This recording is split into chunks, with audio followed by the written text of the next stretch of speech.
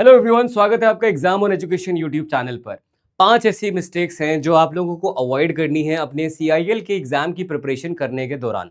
ये सारी की सारी गलतियां टाइम ओरिएंटेड हैं, इसी वजह से मैं तैयारी की शुरुआत में ही इन पांचों मिस्टेक्स को आपको बता देता हूं ताकि आप ये गलती दोबारा कभी भी ना करें। अगर आप ऑलरेडी कर रहे थे तो इसको अवॉइड करें, या अगर आपने नहीं करी है तो आप कभी भी इसको करिएगा भी मत।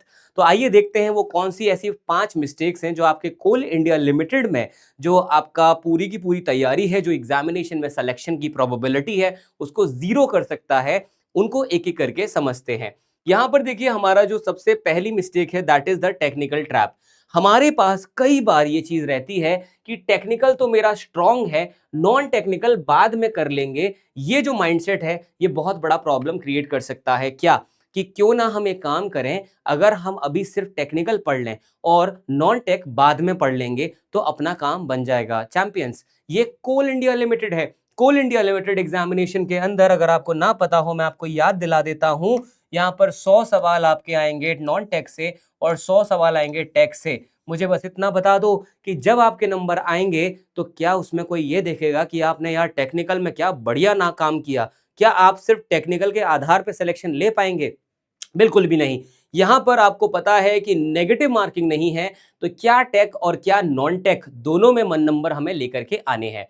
अब प्रॉब्लम यहां पे क्या आती है, जब हम पहले सिर्फ टेक्निकल पढ़ते हैं उसमें यह होगा कि जो नॉन टेक का ऐसा पार्ट होता है जिसको विगरस प्रैक्टिस की जरूरत होती है, जैसे कि रीजनिंग होता है या फिर आपका बहुत सारा कंटेंट होता है करंट अफेयर का, जीके का, वो आप एंड में शायद ना पढ़ पाओ। और अगर आप पढ़ना शुरू भी कर दो तो आपको अपने टेक्निकल के रिवीजन में हिंड्रेंस होगी। यानी कि आप रिवीजन का जो टाइम है वो रिवीजन का टाइम स्पेंड कर रहे होंगे किसके ऊपर?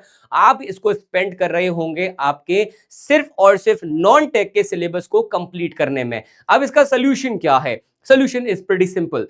सोल्यूशन में आप लोगों को आपके जितने भी नॉन टेक सब्जेक्ट्स हैं उनको डेली लेकर के चलना है, यानी कि आज से ही लेकर के चलना है। आपके पास जितना भी टाइम मौजूद है उसका 70% टाइम आप भले ही टेक्निकल को दे दो, लेकिन पर डे आपको 30% of the time non tech को देना ही देना पड़ेगा। तो जो आपका 30% टाइम है वो आप टेक्निकल को दीजिए, 70% टाइम आप टेक्निकल, आपका जो 30% टाइम है वो नॉन टेक को दीजिए, 70% आप टेक्निकल सब्जेक्ट्स को दीजिए। लेकिन नॉन टेक आज से ही साइमल्टेनियसली पढ़ना शुरू कीजिए। Very important. अगर आप बाद में करोगे तो आपको रिवीजन करने का टाइम नहीं मिलेगा। ये हो गया आपकी पहली गलती जो आप कर सकते थे। आई होप समझ गए होंगे। चलते हैं गलती नंबर सेकंड पे। दूसरी गलती आती है हमारी सीक्वेंशियल क्रैश। सीक्वेंशियल क्रैश क्या है कि एक काम कर लेते हैं कि भाई यहां पर जो लास्ट 15 दिन है मेरे पास, मैं उसको नॉन टेक के लिए रख लूंगा और जो हमारा बाकी चीजें हैं वो मैं अभी पढ़ लेता हूं, या फिर मैं काम करता हूं मैं नॉन टेक को छोड़ ही देता हूं, मैं सिर्फ टेक्निकल के दम पे एग्जाम निकाल लूंगा। उसका आंसर मैं ऑलरेडी दे चुका हूं। आपके जितने भी टॉपिक्स हैं, चाहे वो नॉन टेक चाहे वो टेक, आपको नहीं छोड़ने हैं, बिकॉज नेगेटिव मार्किंग नहीं है। हर बच्चे को पूरा अपना 100% देना ही देना है। टारगेट लेके चलना है कि 170 से ऊपर हम मार्क्स ला पाए, तब जाकर के अगर थोड़ा इधर उधर चीजें होती भी हैं तो हम हल्का फुल्का नीचे आएंगे, but does not matter, selection आपका वहां पर पक्का है। इसके अलावा अब जो अगली चीज आती है दैट इज कि हम लोग जो सॉल्व कर रहे हैं ना, अब देखो क्या हो रहा है यहाँ पे, जैसे ही सिलेबस आउट हुआ वैसे ही एक चीज पूरे बाजार में पूरे मार्केट में फैल गई। क्या? कि भाई गेट का सिलेबस है, गेट के लेवल का पेपर आएगा।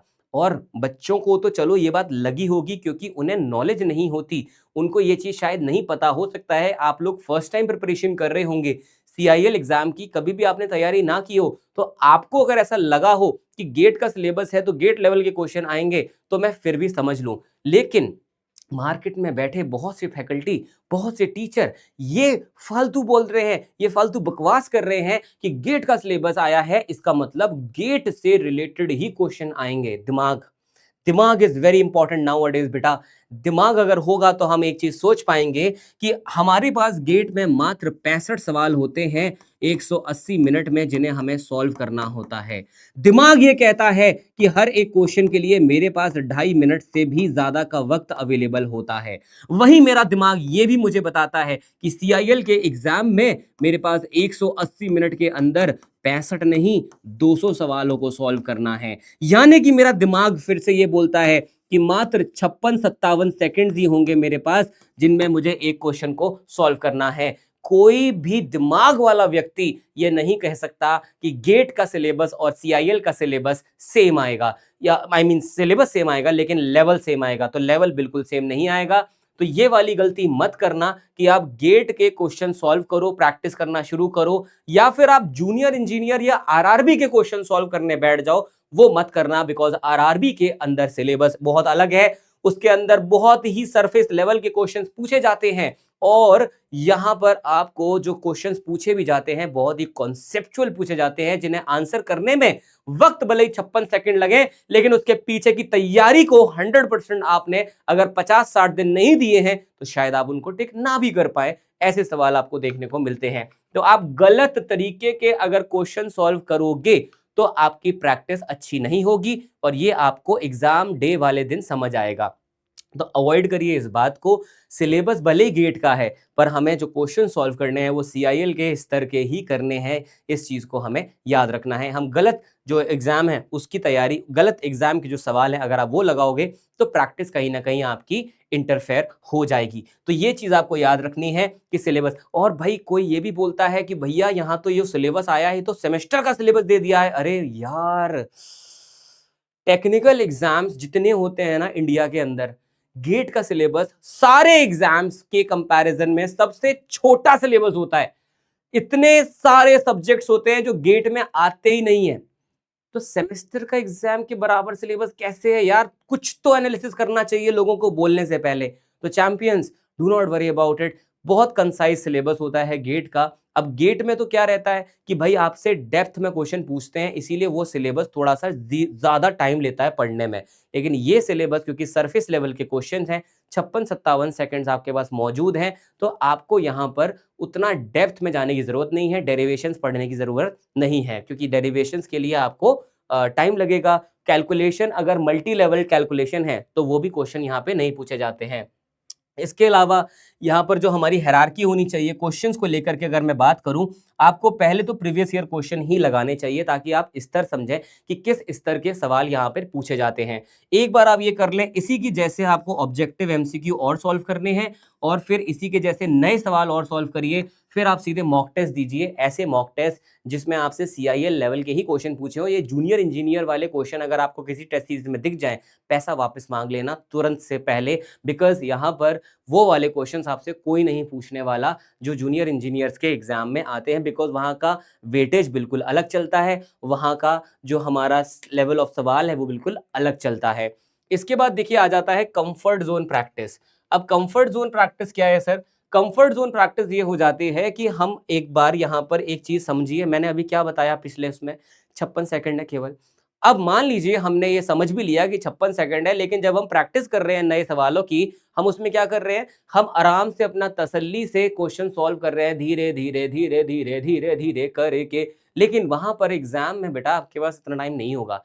आज के दिन से यह आदत डालो, चाहे जितने सवाल आप सॉल्व करो, चाहे जितने क्वेश्चन आप प्रैक्टिस करो, हमेशा स्टॉप वॉच लगा के करो। आपका टारगेट होना चाहिए कि मुझे इतने पर्टिकुलर मिनट्स के अंदर इतने सवालों को सॉल्व करना ही करना है। 30 सेकंड 40 सेकंड का टारगेट लेकर के चलो, और उस हिसाब से आप उसको ट्रैक करो अपने फोन में स्टॉप वॉच लगा करके। अगर आप अपने फोन में स्टॉप वॉच लगा करके सवालों को सॉल्व करोगे तो आप वहां पर ये जो लेवल है वो अचीव कर पाओगे, बिकॉज यहां पर सिर्फ आपकी नॉलेज का टेस्ट नहीं है, यहां पर टेस्ट है आपकी स्पीड का भी सीआईएल के एग्जाम में। तो आप अब क्या करेंगे, आप यहां पर 3 मिनट नहीं देंगे एक सवाल में, स्टॉप वॉच लगाइए, इस टाइम को नीचे लेके आइए, और 30 से 40 सेकंड आपको देने हैं प्रति क्वेश्चन। ये आप कैसे पता करेंगे? स्टॉप वॉच लगा के प्रैक्टिस करिए। जब भी प्रैक्टिस कर रहे हैं, आपको हार्डली 20-30 सेकंड लगेंगे फोन में अपना स्टॉप वॉच खोलने में। आप स्टॉप वॉच रखिए और फिर क्वेश्चन सॉल्व करिए। और कोई नया आपको आदत नहीं डालने को बोल रहा हूं, मात्र सिर्फ इतना बोल रहा हूं, स्टॉप वॉच लगा करके तैयारी करो अपनी। इसके बाद आ जाता है अगला जो आखिरी हमारा जो गलती हो सकता है, दैट इज कि हम क्या करते हैं, स्टील थोड़ा सा क्या है ना, मेरे को कम आता है, स्टील हटाओ, इंजीनियरिंग मैकेनिक्स वगैरह ये सब हटाओ, ये सब छोटे मोटे सब्जेक्ट इनको हटाओ, इनको नहीं पढ़ते। गलती मत करना। कोई भी सब्जेक्ट अगर आप सोच रहे हो कि आप छोड़ोगे, आप ऑलरेडी रेस से बाहर हो। कोई भी सब्जेक्ट छोड़ना नहीं है। अगर कोई सब्जेक्ट समझ नहीं भी आता है, उसके इंपॉर्टेंट पॉइंटर्स समझो। मेरी क्लास में मैं इंपॉर्टेंट पॉइंटर्स भी बताता हूं, आप उनको ही देख लो। हर एक कार्बन बैच की क्लास में आपको मैं कार्बन बैच से मुझे याद आया, कार्बन बैच में मैं आपको पॉइंटर्स तो बताता ही हूं, लेकिन कार्बन बैच में आज आपके लिए जो एक कूपन है वो एक्टिवेट हुआ है। पहले जो 1000 रुपए लग रहा था वो चेंज करके 1100 रुपए का कूपन अब यहाँ पे कर दिया गया है। कार्बन बैच नहीं पता क्या? कार्बन बैच में देखो क्या क्या रहता है। कार्बन बैच में टेक्निकल और नॉन टेक्निकल दोनों की ही थ्योरी क्लास चलती हैं और सेपरेटली यहाँ पे सेपरेटली प्रैक्टिस क्लासेस भी चलती हैं। प्रैक्टिस बैच चलता है इसी के अंदर, अलग से पैसे नहीं देने उसके। आपको हर एक थ्योरी क्लास के बाद 20 क्वेश्चंस की डीपीपी यानी कि डेली प्रैक्टिस पेपर मिलते हैं। हर प्रैक्टिस क्लास के बाद दिन में आपको 50 क्वेश्चंस मिलते हैं, यानी कि प्रतिदिन आपको मेरी तरफ से 70 क्वेश्चंस मिलते हैं हर दिन डेली। संडे को क्लास नहीं होती तो संडे को नहीं मिलते। ये हर दिन आपको हफ्ते के 6 दिन ये 70 सवाल मिलते हैं। साथ ही साथ आपको इसी के अंदर मिल जाती है टेस्ट सीरीज भी, अलग से टेस्ट सीरीज भी नहीं लेनी। और सिर्फ ये टेस्ट सीरीज सीआईएल के लिए बनाई गई है, तो ये बिल्कुल एग्जाम पैटर्न के हिसाब से है। इसी के अंदर इंजीनियरिंग मैथमेटिक्स भी है, तो उसकी भी आपको टेंशन नहीं लेनी। साथ ही साथ आपको मिलती है ई बुक्स। ई बुक्स के अंदर चैप्टर वाइज नोट्स हैं। यही मैं कह रहा हूं, अगर आपको कोई सब्जेक्ट नहीं पसंद है और उसको आप छोड़ने वाले हो, आप भले उसकी क्लास मत देखो मेरी कार्बन बैच में जाकर के आप, लेकिन उसके स्टडी नोट्स डाउनलोड करो, स्टडी नोट्स को केवल पढ़ लो, उतना काफी है। ये स्टडी नोट्स इसी हिसाब से बनाए गए हैं ताकि आप लोगों के लिए जो रिवीजन है वो और आसान हो पाए और आपको क्लास में बैठ के नोट्स ना बनाने पड़े। इसके बाद आपको साथ ही साथ क्लास में जो भी पढ़ाया जाता है उसकी भी पीडीएफ दे दी जाती है, उसको क्लास नोट्स बोलते हैं। और प्रैक्टिस के लिए 1000 क्वेश्चंस अलग से भी दिए जाते हैं जिसको बोलते हैं सिलेक्शन फाइल। ये इतनी सारी चीजें आपको एक ही बैच के अंदर मिल जाती हैं और ये सेम चीज टेक्निकल नॉन टेक्निकल के लिए दोनों के लिए चलती हैं। तो इसको आप चेकआउट कर सकते हो। सिविल और मैकेनिकल दोनों के लिए कार्बन बैच है। वो बच्चे जो सिविल या मैकेनिकल से नहीं है उनके लिए डायमंड बैच है जिसमें सिर्फ नॉन टेक्निकल ही चलता है, तो उसको आप गो थ्रू कर सकते हैं। आइए वापस चलते हैं हमारे डिस्कशन पे। यहाँ पर तो सवाल अब हम क्या बात कर रहे थे कि कोई भी एक सब्जेक्ट नहीं छोड़ोगे, आप सारे सब्जेक्ट पढ़ के जाओगे तब अपना सिलेक्शन को अपन फाइनलाइज कर पाएंगे। ये मेरी आप बात मान लो, ठीक है। ये 5 गलतियां हैं, इन 5 गलतियों को अवॉइड करो। ऐसे हमें टारगेट ना करते हुए सिंगुलर फोकस रखना है। और यहाँ पर एक चीज और, जब आप अपना टेस्ट सीरीज दे रहे हो, ये एक आपको मैं बता दूं, या आगे काम आएगा, अभी नहीं आएगा। टेस्ट सीरीज जब आप दे रहे हो ना, तो आप क्या कर रहे हो, आप अपना स्कोर चेक कर ले रहे हो, या तो स्कोर चेक कर ही रहे हो, ठीक है, सीधे क्या कर रहे हो, जाकर के अगला टेस्ट दे रहे हो। गलती है ना। हमें क्या करना है, हमें हमेशा जब भी हम टेस्ट अटेम्प्ट करते हैं हमें डायग्नोस करना है, अपने वीक एरियाज को समझना है। वीक एरियाज को समझ के फिर उसका रिवीजन करना है, सिर्फ वीक एरियाज का रिवीजन करना है, जिसको हम बोलते हैं टारगेटेड रिवीजन। उसके बाद दोबारा से टेस्ट देना है, ठीक है, और उसके बाद दोबारा से यहाँ पे डायग्नोस करना है। आपको एक गलती सिर्फ एक बार करनी है। देखना है आपको कि एग्जाम से पहले आपकी कितनी क्षमता है गलतियां करने की। जितनी क्षमता है, जितनी गलतियां कर सकते हो, सारी गलतियां आप एग्जाम से पहले ही मॉक टेस्ट में करके जाओ।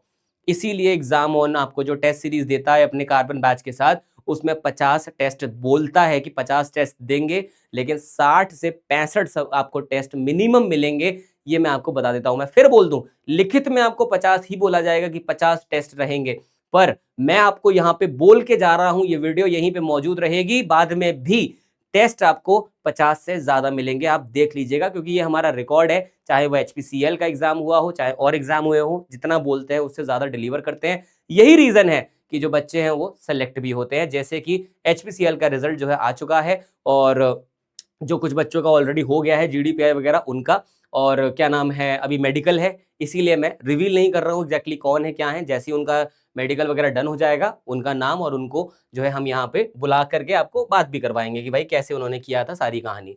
तो यहाँ पे आप समझ ही गए होंगे। सबसे पहली चीज आपको क्या क्या करना है कि भाई आप लोगों को यहाँ पर टेक्निकल नॉन टेक्निकल साथ में लेकर के चलना है। यहाँ पर आपको टाइमर लगा करके क्वेश्चंस को सॉल्व करना है, 100% सिलेबस कवर करना है, और आपको फोकस करना है सिर्फ एक ही जगह पर, ऐसे अलग अलग जगहों पे फोकस मत करिएगा। सो ये था हमारा आज का सेशन। आई होप आप समझ गए होंगे। ये 5 गलतियां अगर आप नहीं करते हो तो कहीं ना कहीं आप एक अच्छा स्कोर ला पाएंगे इस एग्जामिनेशन के अंदर। मिलता हूं मैं अब आपसे अगले वीडियो में, लेकिन आपको ये चैनल को सब्सक्राइब जरूर करना है, ताकि आप जो टेक्निकल क्लासेस चलती हैं हमारी फ्री क्लासेस, चाहे आप मैकेनिकल से हो, चाहे सिविल से हो, और चाहे किसी और ब्रांच से जिनको नॉन टेक पढ़ना है, उन सभी के लिए इस चैनल पर कंटेंट अवेलेबल है और मात्र और यहाँ पे जो कंटेंट रहता है बिल्कुल क्रिस्प और बिल्कुल डिटेल में होता है, तो आप इसको ज़रूर से चेकआउट कीजिए। पहली बार अगर आप चैनल पे आए हो तो फुल पावर के साथ सब्सक्राइब करके ज़रूर जाना। Thank you so much. मेरा नाम है जोशित सिंह। मिलता हूँ मैं आपसे अगले वीडियो में। Thank you.